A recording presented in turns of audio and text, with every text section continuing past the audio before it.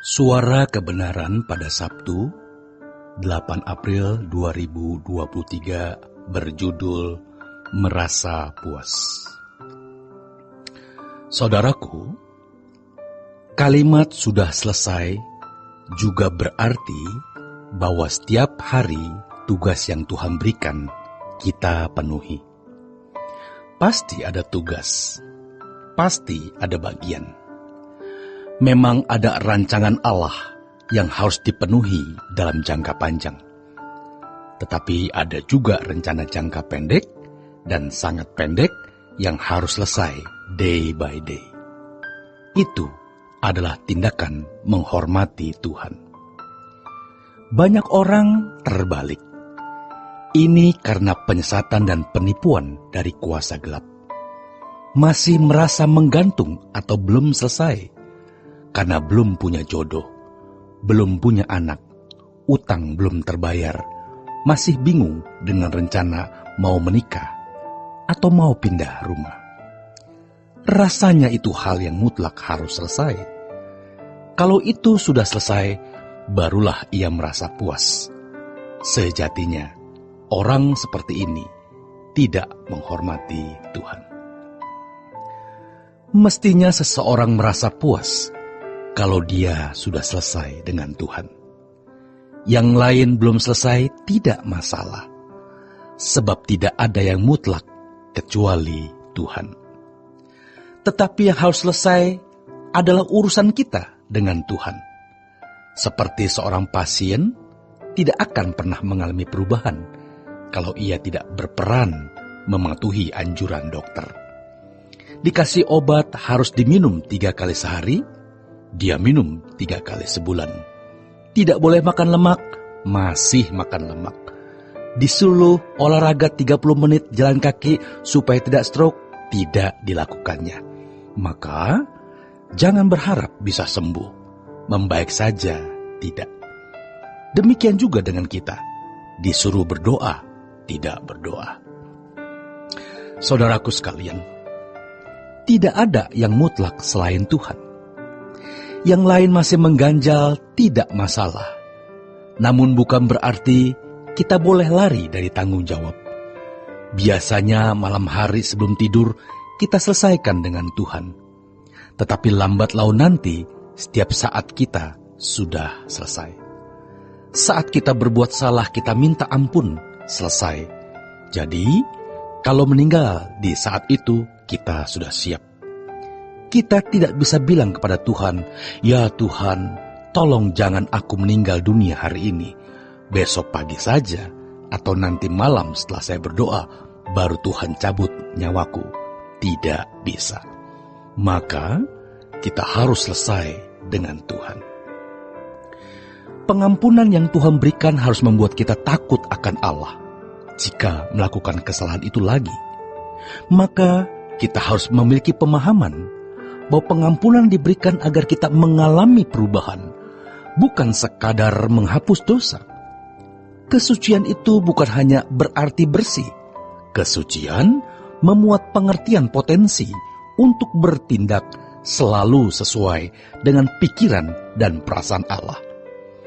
Mestinya permintaan ampun yang kita sampaikan kepada Tuhan dan pengampunan dosa yang Tuhan berikan itu menjadi beban. Beban untuk tidak melakukan hal yang sama yang melukai hatinya.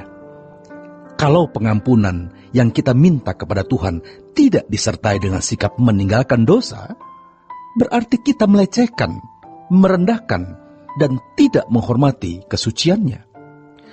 Banyak orang Kristen yang kalau mau ke gereja lalu ada liturgi pengakuan dosa, hanya mengikuti pendeta yang mengatakan, "Kami telah berbuat dosa dan melakukan perbuatan yang tidak sesuai dengan firman-Mu. Kami mengaku," tanpa ada penjelasan dosa yang mana. Lalu setelah itu, berita pengampunan dosa. Pendeta berkata, "Sekalipun dosamu merah seperti kirmizi, akan dijadikan putih seperti salju. Hitam seperti kesumba, dijadikan putih seperti bulu domba." Disambut oleh jemaat dengan "Amin, amin." selesai, sudah diampuni. Padahal hari Senin, dia mabuk lagi, judi lagi, berulang lagi kejahatannya. Jadi saudaraku, permintaan ampun pun tidak spesifik mempersoalkan kesalahan apa yang dilakukan. Konsep teologi yang salah bahwa Yesus mengambil dosa kita dan membenarkan kita. Kalimat itu sebenarnya tidak salah, tetapi pengertiannya yang salah.